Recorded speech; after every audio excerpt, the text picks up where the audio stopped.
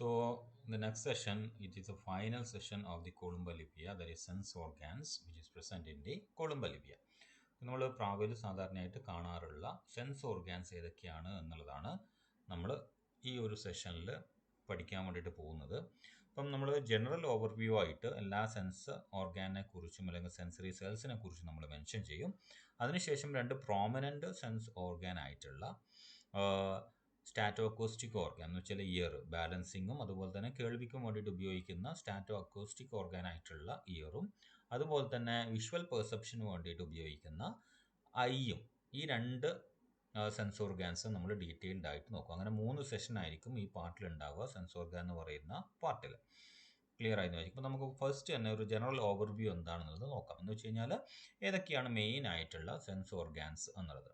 Okay, so നമുക്കറിയാം ഈ പറയുന്ന ബേർഡ് എന്ന് പറയുന്നത്, പീജിയൻ എന്ന് പറയുന്നത് നല്ല സെൻസറി പെർസെപ്ഷൻ ഉണ്ടെങ്കിൽ മാത്രമേ അല്ലേ അതിൻ്റെ ഒരു ഫ്ലൈറ്റ് അഡാപ്റ്റേഷന് ആപ്റ്റ് ആയിട്ട് നിൽക്കാൻ വേണ്ടിയിട്ട് പറ്റുള്ളൂ. അതുകൊണ്ട് തന്നെ visual and steato acoustic organs എന്ന് പറയുന്നത് വളരെ പ്രോമിനൻ്റ് ആയിട്ട് വളരെ എന്താ പറയുക സിഗ്നിഫിക്കൻ്റ് ആയിട്ടുള്ള ഒരു ഡെവലപ്മെൻറ്റോട് കൂടിയിട്ടാണ് നമുക്ക് കാണാൻ വേണ്ടിയിട്ട് പറ്റുക. അതേസമയം ബാക്കിയുള്ള സെൻസ് ഓർഗാൻസ് എന്ന് പറയുന്നത് മിനിമലിസ്റ്റിക് ആയിട്ട് ഒരു പുവർലി ഡെവലപ്ഡ് ആണ്. അതേസമയം അതിന് സെൻസിന് വേണ്ടിയിട്ട് ഉപയോഗിക്കാൻ വേണ്ടിയിട്ട് പറ്റും, പക്ഷേ പുവർലി ഡെവലപ്ഡ് ആയിട്ടുള്ള ഒരു സിസ്റ്റം ആയിരിക്കും അതുണ്ടാവും. അപ്പം visual and steato acoustic perception ആണ് പ്രോമിനൻ്റ് ആയിട്ടുള്ള സെൻസ് ഓർഗാൻ എന്ന് പറയുന്നത്. അഡീഷണൽ ആയിട്ട് ബാക്കി ടാക്ടൈലോ ജസ്റ്റേറ്ററിയോ അല്ലെങ്കിൽ ഓൾഫാക്ടറിയോ ഒക്കെ ഉണ്ട് എന്നുള്ളതും ഓർത്തിരിക്കുക. Okay, so as an adaptation to fast movements and quick feeding habits, pigeon possesses all sensory receptors. Visual and auditory organs are well organized. Tactile, olfactory, gustatory receptors are only poorly developed. Okay, അപ്പം tactile organ എന്ന് പറയുന്നത് ബീക്കാണ് main ആയിട്ടുള്ള ഒരു tactile receptor organ ആയിട്ട് act ചെയ്യുന്നത്.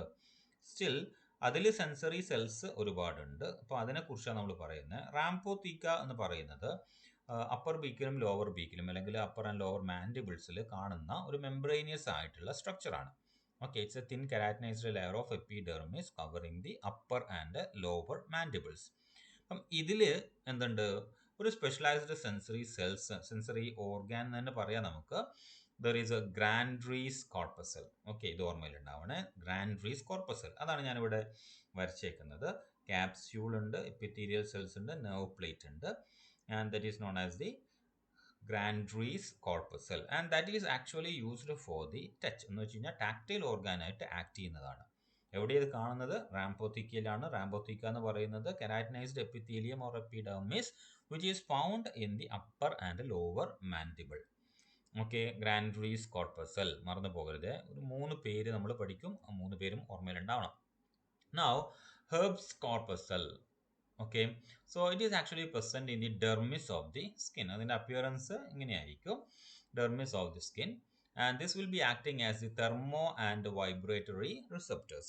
ടാക്ടൈലും തന്നെയാണ്, അതേസമയം ടെമ്പറേച്ചറും കൂടെ ഡിറ്റക്ട് ചെയ്യാൻ പറ്റുന്ന തരത്തിലായിരിക്കും ഹെർബ്സ് കോർപ്പസൽസിന്റെ ഫംഗ്ഷൻ ഓർഗനൈസ് ചെയ്തേക്കുന്നത്. Herbst corpuscle is actually mean for receiving thermo sensors as well as the vibration.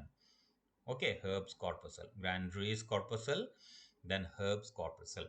Now, gustatory organs are there. So, there are few taste buds. Like chemosensory organ എന്ന് പറയുന്നത് കുറച്ച് taste buds ഇതിൻ്റെ ടങ്ങിലായിട്ട് കാണാൻ വേണ്ടിയിട്ട് പറ്റും. Okay, tongue ബീക്കിൻ്റെ നടുക്കായിട്ട് കുറച്ചും കൂടെ തിക്കായിട്ട്, നമ്മളെ പോലെ മസ്കുലാർ ആയിട്ടുള്ളതല്ല, കുറച്ചും കൂടെ തിക്കായിട്ടുള്ള ടങ് നമുക്ക് ബേർഡ്സിൻ്റെ കേസിൽ കാണാൻ വേണ്ടിയിട്ട് പറ്റും. ഈ ടങ്ങിൻ്റെ മുകളിൽ എന്തുണ്ട്, taste buds ഉണ്ട്. That will be acting as the gustatory receptors. Okay, so it is actually taste buds present on the dorsal surface of the tongue.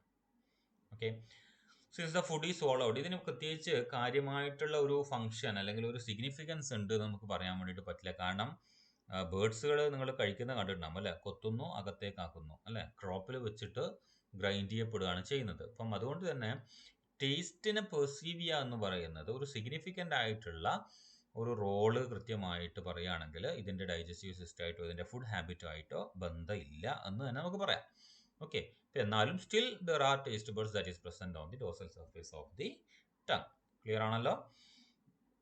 Food വിഴുങ്ങുന്നത് കൊണ്ട് തന്നെ ഇപ്പോൾ ഓറൽ പ്രോസസ്സിങ് കാര്യമായിട്ടില്ല. നമ്മളൊക്കെയാണ് ചവച്ചരച്ചൊക്കെയാണ് വിഴുങ്ങുന്നത്. അപ്പം അതിനുശേഷം നമുക്ക് അതുകൊണ്ട് തന്നെ നമ്മളെ സംബന്ധിച്ചിടത്തോളം അതിന് കൃത്യമായ ടേസ്റ്റ് എന്ന് പറയുന്നത് നമ്മൾ ഫുഡ് ഇഷ്ടപ്പെടാനും ഇഷ്ടപ്പെടാതിരിക്കാനും ഒരു പ്രോമിനൻ്റ് ആയിട്ടുള്ള റോള് വഹിക്കുന്നതാണ്. അങ്ങനെ ഒരു റോള് ബേർഡ്സിന്റെ കേസിൽ ഇല്ല എന്നാണ് പറയുന്നത്. Still there is taste buds. Now coming to the olfactory receptors. നമുക്കറിയാം ഓൾഫാക്ഷൻ എന്ന് പറയുന്നത് സ്മെല്ലിന്റെ പെർസെപ്ഷൻ ആണ് എന്നുള്ളത് അറിയാം. നമുക്കറിയാം nasal ക്യാവിറ്റിയിൽ എന്തുണ്ട്, olfactory receptors ഉണ്ട്. So in the nasal chambers at the base of the upper beak you can find the olfactory receptors. So anterior part of each chamber is non-sensory. This actually means for the respiratory part too. Okay, അപ്പോൾ അതുകൊണ്ട് തന്നെ അത് respiratory ആണ്. അതേസമയം posterior part എന്ന് പറയുന്നത് back side എന്ന് പറയുന്നത് it's actually olfactory in function. അപ്പം ആൻറ്റീരിയർ റെസ്പിറേറ്ററി പാർട്ട് അതിനെ നമ്മൾ വിളിക്കുന്ന പേരാണ് വെസ്റ്റിബ്യൂൾ എന്നുള്ളത്. Okay, anterior respiratory part which doesn't have any sensory perception function is known as the vestibule. Okay, olfactory part എന്ന് പറയുന്നത് പോസ്റ്റീരിയർ പാർട്ടാണെന്ന് നമ്മൾ ഓൾറെഡി പറഞ്ഞു. And it is actually lined by a sensory epithelium, and the sensory epithelium is known as the layer of sensory epithelium is known as the Cnidarian membrane. Okay, Cnidarian membrane.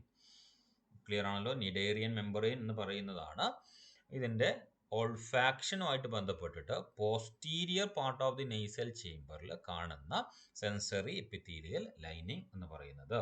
It's actually innervated by the fibers of the olfactory nerve. And this membrane consists of olfactory receptor cells. Cnidarian membrane എന്ന് പറയുന്നത് it's actually lined by the olfactoreceptor cells which is having connection with the olfactory nerve which will have a connection to the brain. So smell perception എന്ന് പറയുന്നത് air nasal ചേംബറിലേക്ക് വരുമ്പോൾ first part എന്ന് പറയുന്നത് non സെൻസറിയും posterior part എന്ന് പറയുന്നത് sensory വിത്ത് നിഡേറിയൻ membrane ആണ്. അവിടെ വെച്ചിട്ട് കീമോസെൻസ് ഉണ്ടാകുന്ന സ്മെല്ലിന്റെ പെർസെപ്ഷൻ കൃത്യമായിട്ട് നടത്തും. അതാണ് ഓൾഫാക്ടറി റിസെപ്റ്റേഴ്സ് എന്ന് വിളിക്കുന്നത്.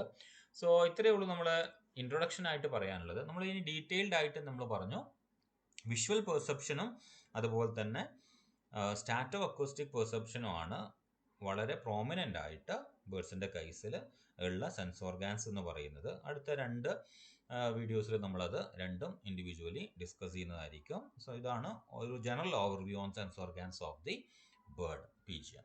ഓക്കെ.